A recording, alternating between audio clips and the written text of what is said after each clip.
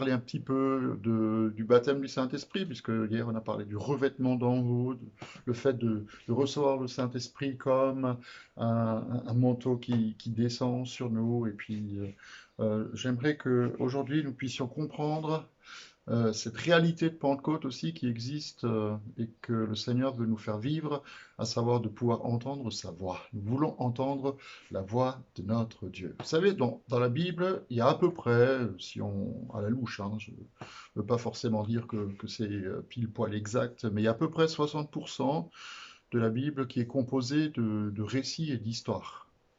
Et dans ces récits et ces histoires, il y a un peu pas toujours, mais souvent la même trame, c'est-à-dire que Dieu, il parle à un individu pour qu'il fasse quelque chose d'inhabituel pour lui.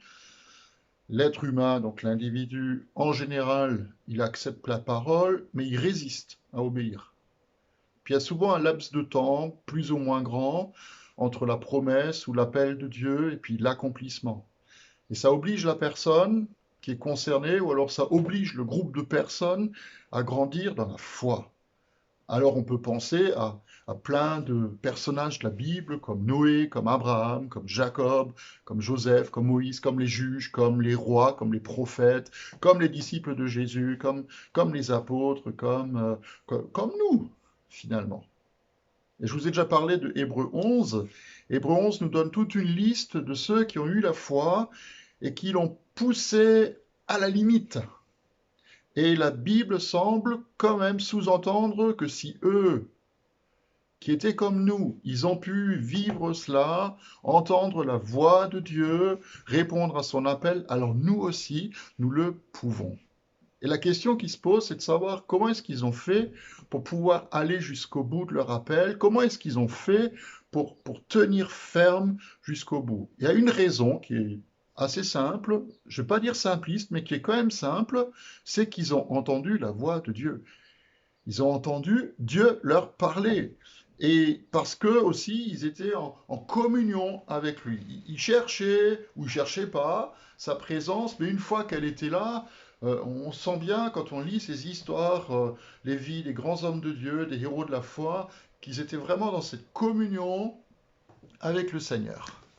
Et ils étaient en communion avec lui, en particulier quand c'était difficile. J'avais envie de vous lire aujourd'hui ce petit texte d'Ésaïe 50, donc un des prophètes, Ésaïe 50, qui dit la chose suivante à partir du verset 4. Le Seigneur, l'Éternel, m'a donné le langage des disciples pour que je sache soutenir par la parole celui qui est abattu. Il réveille, oui, matin après matin, il réveille mon oreille pour que j'écoute, comme le font des disciples. Le Seigneur l'Éternel m'a ouvert l'oreille et moi, je ne me suis pas rebellé, j'ai obéi, je n'ai pas reculé. J'ai présenté mon dos à ceux qui me frappaient, mes joues à ceux qui arrachaient ma barbe. Je n'ai pas caché mon visage aux insultes et aux crachats, donc c'est quand même pas une mission forcément très simple. Et cependant l'Éternel, le Seigneur est venu à mon aide. Voilà pourquoi je ne me suis pas laissé atteindre par les insultes. Voilà pourquoi j'ai rendu mon visage dur comme une pierre et je sais que je ne serai pas couvert de honte. L'Éternel lui parle. Le prophète, il peut dire, bah, il me réveille matin après matin, et puis moi, je peux tendre l'oreille, et puis je n'hésite pas, je refuse pas à obéir à sa voix. Et sa foi, comme la foi des hommes de Dieu, des femmes de Dieu, des héros de la foi, sa foi, c'était une foi qui était une foi d'assurance, une foi assurée. La voix de Dieu qui disait quelque chose, que quelque chose était venu ou que quelque chose allait se produire. Et eux, ils étaient suffisamment revêtus dans leur faiblesse humaine pour croire cette parole et pour résister contre toutes les difficultés et contre toutes les attaques. C'est la parole de Dieu, ou c'est le Saint-Esprit qui parle, qui rend capable d'accomplir une mission. Et comme certains personnages de la Bible, on peut répondre à la voix de Dieu, ou à celle de Jésus-Christ, ou à celle du Saint-Esprit, euh, par beaucoup de réactions, par la louange, par le rire, par l'acclamation, par l'action de grâce, par la prophétie, même par le parler en langue. Ou alors une combinaison de tout ça. Pourquoi pas? Il est aussi arrivé quand ces mêmes personnages rencontraient Dieu et qu'ils entendent sa voix, qui tombent par terre et qui commencent à trembler. Alors il y a des moqueurs encore aujourd'hui qui critiquent ce qu'on appelle les manifestations du Saint-Esprit, qui disent que ça sert à rien, que c'est choquant, que c'est humiliant. Ben moi j'ai juste envie de leur répondre que oui, c'est vrai. C'est vrai. Personne n'entre dans la présence de Dieu sans perdre tout orgueil. Parce que pour le rencontrer vraiment, on ne peut que tomber à genoux et renoncer à tout devant sa sainteté, devant sa grandeur, devant la grandeur de sa majesté.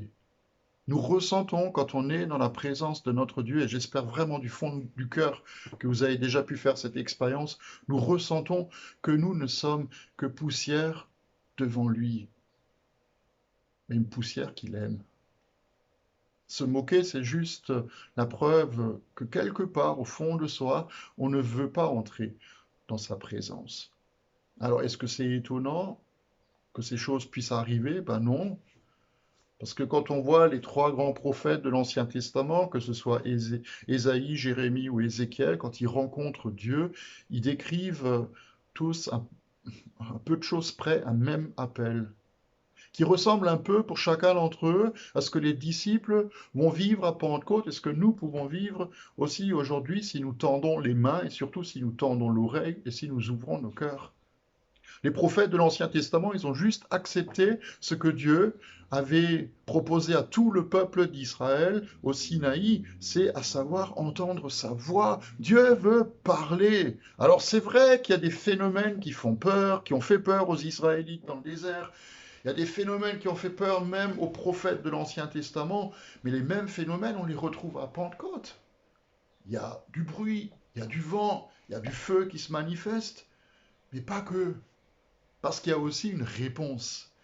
La réponse d'un cœur ou la réponse d'une vie qui reçoit dans sa faiblesse et dans ses limites la présence de Dieu. Moi, je suis théologien et la théologie traditionnelle, elle semble sous-entendre que nous ne pouvons pas imiter Jésus, puisqu'il était le Fils de Dieu, et qu'il n'a accompli des signes, des prodiges et des miracles que pour prouver qui il était. Mais moi, j'ai envie de vous dire, frères et sœurs, qu'il est possible, il est même permis d'imiter le Christ, mais pas que dans des actes de piété, de morale, par le ministère ou par la souffrance. Il y a des gens qui sont dans l'imitation de Jésus-Christ, dans leur souffrance, et je crois que c'est une mauvaise théologie qui n'est pas vraiment biblique. Au contraire, c'est Jésus lui-même qui dit en Luc 6, il dit, le disciple n'est pas plus grand que son maître. Ça, on est tous d'accord, mais tout disciple bien formé sera comme son maître. Nous devons être comme lui, de la même façon que nous devons, c'est aussi l'imitation, que nous devons nous aimer les uns les autres comme lui nous a aimés. Nous devons être comme lui, remplis, revêtus et débordants du Saint-Esprit. Pourquoi? Pas juste pour faire ce que Jésus a fait. Il le dit aux disciples, faites comme moi. Mais il le dit aussi à chacun d'entre nous. Comme le Père m'a envoyé, c'est ce qu'il leur dit avant de quitter cette terre, moi aussi je vous envoie. Comme le Père m'a envoyé, moi aussi je vous envoie. Et pour que vous puissiez être envoyés, j'envoie mon esprit sur vous. Les disciples que nous sommes doivent être baptisés du Saint-Esprit pour accomplir la mission que Jésus nous confie. Parce qu'il n'y a pas que les 12, il n'y a pas que les 70 ou les 120 qui étaient là à Pentecôte qui reçoivent, mais chacun d'entre nous peut recevoir. Alléluia. Moi, je prie pour ça. Je prie que dans ce parcours entre Pâques et puis Pentecôte, nous réalisions combien nous avons besoin de notre Dieu comme un Père qui nous aime, combien nous avons besoin que Jésus devienne ou soit notre Seigneur et notre Sauveur, mais combien aussi nous avons besoin du Saint-Esprit qui veut nous équiper, qui veut nous permettre d'entendre la voix de celui qui nous aime tellement et qui veut aussi nous pousser en avant pour que sur cette terre, nous puissions être les disciples de Jésus.